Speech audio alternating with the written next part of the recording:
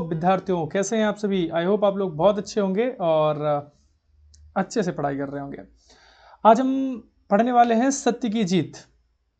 सत्य की जीत जो द्वारिका प्रसाद माहेश्वरी जी द्वारा लिखित है। सबसे बड़ा चैलेंज होता है हमारे पास सत्य की जीत पढ़ने के लिए, या कोई भी आप खंड का पढ़ें, आप कहानी पढ़ें, आप साहित्यिक परिचय पढ़ें। सबसे बड़ा चैलेंज होता है कि हम कम शब्दों में ज़्यादा से ज़्यादा नंबर कैसे ले सकते हैं। क्योंकि हिंदी में आपको इतना लिखना पड़ेगा, 10वीं कक्षा हो, 12वीं कक्षा हो, ज़्यादातर 12वीं कक्षा में ज़्यादा लिखना होता है, तो इतना लिखना पड़ेगा आपको कि 3 घंटे में आप हिंदी का पेपर नहीं कर सकते। तो सबसे बड़ा चैलेंज होता है कि कैसे लिखें कम शब्दों में कि नंबर ही पूरे मिल जाए। तो मैं तो हूँ, आपको बिल्कुल भी चिंता नहीं करनी है। आपको कम शब्दों में पूरा जानकारी दी जाएगी।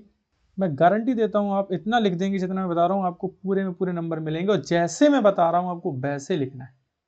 ओके, तो चलिए देरी नहीं करते हैं और स्टार्ट करते हैं सत्य की जीत। तो देखिए, सत्य की जीत प्रश्न जो है इस तरीके से पूछे जा सकते हैं कि सत्य की जीत खंड काव्य की कथा वस्तु या कथनांक या कथनाक संक्षेप में अपने शब्दों में लिखिए। पहली बात तो ये पूछा जा सकता है। अगर इतना प्रश्न पूछा गया तब भी आपको यही लिखना है।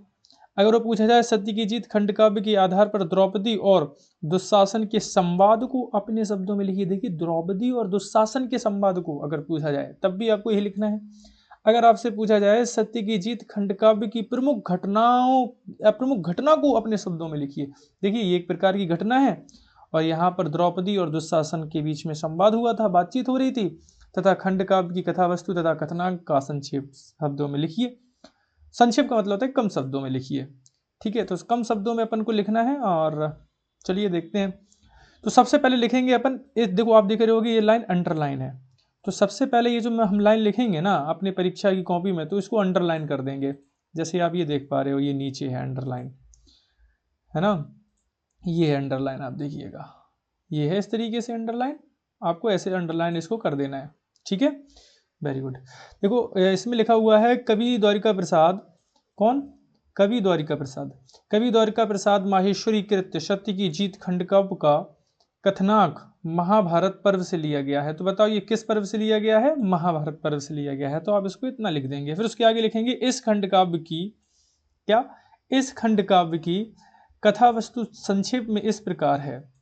ठीक है, क्या इस खंड काव्य की कथा वस्तु संक्षेप में इस प्रकार है। अब आप यहां से अच्छे से लिखना स्टार्ट करेंगे। दुर्योधन पांडवों को ध्रुव क्रीड़ा का आमंत्रण देता है। फिर पांडव उसके निमंत्रण को स्वीकार कर लेते हैं और जुआ खेलते हैं। अब भाई साहब वो स्वीकार करके जुआ खेलने लगते हैं। युधिष्ठिर जुए में निरंतर हारते रहते हैं। अंत में युधिष्ठिर द्रौपदी को भी दांव पर लगा देते हैं और हार जाते हैं। प्रतिशोध की अग्नि में जलता हुआ दुर्योधन द्रौपदी को भरी सभा में अपमानित करना चाहता है और वह दुशासन को भरी सभा में द्रौपदी को वस्त्रहीन करने का आदेश देता है। अब आप यहां पर देखोगे इसमें लिखा है प्रतिशोध की अग्नि। प्रतिशोध की अग्नि क्यों? क्योंकि अगर आपने देखा होगा, अगर आपने महाभारत कभी देखी होगी, नहीं देखी है तो कोई बात नहीं, मैं बता देता हूँ। क्योंकि द्रौपदी ने एक समय पे कुछ दुर्योधन से ऐसे शब्द बोल दिए थे जो दुर्योधन को अच्छे नहीं लगे, या किसी भी स्त्री को नहीं बोलने चाहिए ऐसे। तो उसकी अग्नि में जल रहा था, तो उसने कहा कि भाई साहब द्रौपदी को जीत लिया है, इसके केसों को पकड़ कर लाओ और निर्वस्त्र कर दो, वस्त्रहीन कर दो।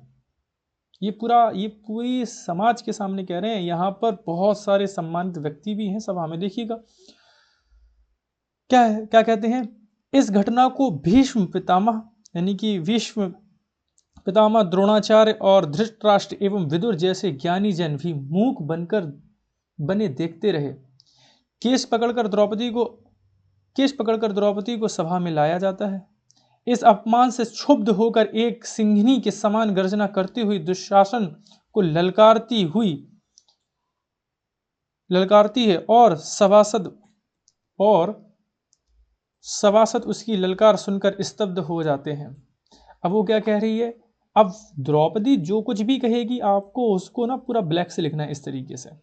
ठीक है, द्रौपदी कहती है, अरे ओ दुशासन निर्लज्ज, देख तू नारी का क्रोध, किसे कहते हैं उसका अपमान कराऊंगी मैं इसका बोध। द्रौपदी ये जो कह रही हैं आप इसको किस में लिख देंगे, ब्लैक पेन से। ओके, फिर उसके आगे क्या लिखना है आपको, उसके आगे लिखना है द्रौपदी द्वारा नारी जाति पर पुरुषों के अत्याचार का विरोध किया जाता है। द्रौपदी और दुशासन दोनों धर्म अधर्म, न्याय अन्याय, सत्य असत्य पर तर्क वितर्क करते हैं।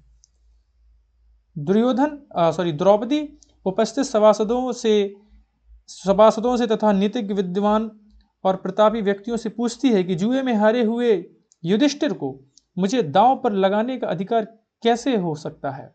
ये बात सही है कि आप किसी स्त्री को कैसे दांव पर लगा सकते हैं। यदि युधिष्ठिर को उसे दांव पर लगाने का अधिकार नहीं तो उसे विजित कैसे माना, उसे भरी सभा में अपमानित करने का किसी को क्या अधिकार।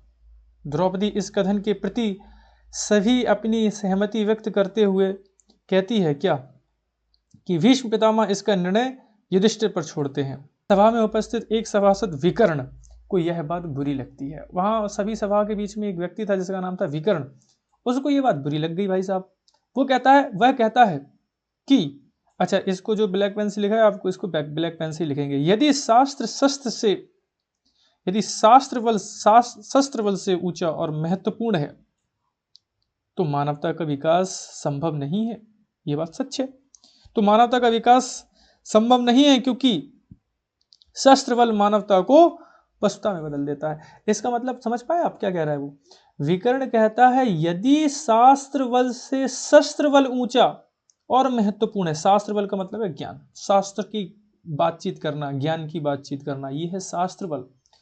और सशस्त्र बल क्या है, तलवार, कुछ भी कह सकते हैं आप, जिससे किसी की जान जा सकती है किसी हथियार से, समझ रहे हो। तो मानवता का विकास संभव नहीं है इससे। वो कह रहे हैं कि अगर शस्त्र बल ऊंचा हो गया तो मानवता का विकास नहीं हो सकता क्योंकि शस्त्र बल मानव को पशुता में बदल देता है। बात सही है, जब आपके हाथ में शस्त्र हो तो फिर आप किसी की हत्या भी कर सकते हैं और वो पशुता का एक उदाहरण होगा। विकर्ण द्रौपदी को विजित नहीं मानता। विकर्ण कह देता है कि भाई देखो द्रौपदी तो विजित नहीं है। विकर्ण की घोषणा सुनकर सभी सभासद दुर्योधन दुशासन आदि की निंदा करने लगते हैं, परंतु कर्ण उत्तेजित होकर कौरवों का पूर्ण समर्थन करता है और द्रौपदी को निर्वस्त्र करने के लिए दुशासन को आज्ञा देता है तथा सभा स्तब्ध रह जाती है। तो दुशासन द्रौपदी के वस्त्र खींचने के लिए हाथ बढ़ाता है। द्रौपदी दुर्गा का रूप धारण कर लेती है जिसे देखकर दुशासन सहम जाता है तथा अपने आप को चीरहरण में असमर्थ अनुभव करता है। द्रौपदी दुशासन को चीरहरण करने के लिए ललकारती है। फिर कौरवों को अनीति की राह पर चलता देखकर सभी सभासद उसकी निंदा करते हैं तथा अंत में धृतराष्ट्र उठते हैं और सभा को शांत करते हैं। लास्ट में धृतराष्ट्र उठ गए और कहते हैं अपनी सभा को शांत करते हैं।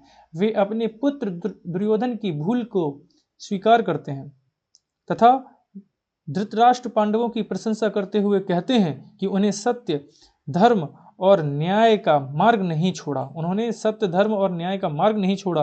वे दुर्योधन को आदेश देते हैं कि पांडवों को राज लौटा दिया जाए तथा उन्हें मुक्त कर दिया जाए। वे भरी सभा में जियो और जीनो दो की नीति की घोषणा करते हैं। धृतराष्ट्र कहते हैं कि जियो और जीने दो की नीति अपनाना है। धृतराष्ट्र द्रौपदी के विचारों को उचित ठहराते हैं।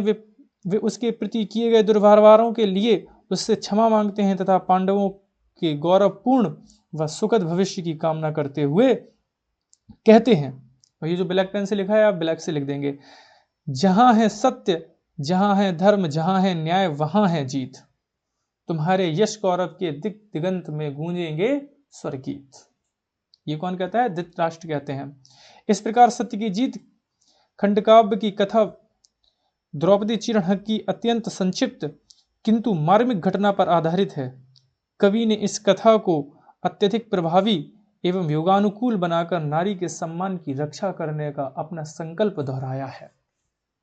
ओके, अब बस आपको इतना लिखना है। देखिए आपको लग रहा होगा ये बहुत बड़ा है, लेकिन जब आप इसको कहानी के तौर पर पढ़ेंगे, ये कहानी है, आपको ये कहानी के तौर पर समझनी है, तो कोई बहुत बड़ी बात नहीं है। इसको ये मैंने बहुत ही कम शब्दों में लिखी है, समझ रहे हो। ये तो इससे बहुत बड़ी कहानी है, बहुत बड़ा खंडकाव्य है, तो आपको समझना है कि इतना तो आपको लिखना ही है जिससे आपको पूरे 10 में 10 नंबर मिले, है ना। और अगर आपको इस वीडियो की पीडीएफ चाहिए तो आप जो है हमारे व्हाट्सएप पर मुझे मैसेज कर सकते हैं, हम आपको ये इसकी पीडीएफ प्रोवाइड करा देंगे। मेरा व्हाट्सएप नंबर है 85 73 87 35 और 85। आप मुझको इस पर जो है मैसेज कर दें व्हाट्सएप पर कि सर मुझे पीडीएफ चाहिए, तो मैं आपको तुरंत पीडीएफ भेज दूंगा। यदि आपको वीडियो की पीडीएफ चाहिए तो आप मुझे इस नंबर पर व्हाट्सएप कर सकते हैं, मैं आपको तुरंत इसकी पीडीएफ प्रोवाइड करा दूंगा। और यदि आपको मेरा वीडियो बहुत अच्छा लगा है और ऐसे ही वीडियो लगातार पाने के लिए किसी भी कक्षा 12, 10, 11, 9 किसी के लिए भी ज़रूरत होगी तो मैं ऐसे ही वीडियो बनाता। आप इसके लिए वीडियो को लाइक और चैनल को सब्सक्राइब कर दीजिए। धन्यवाद।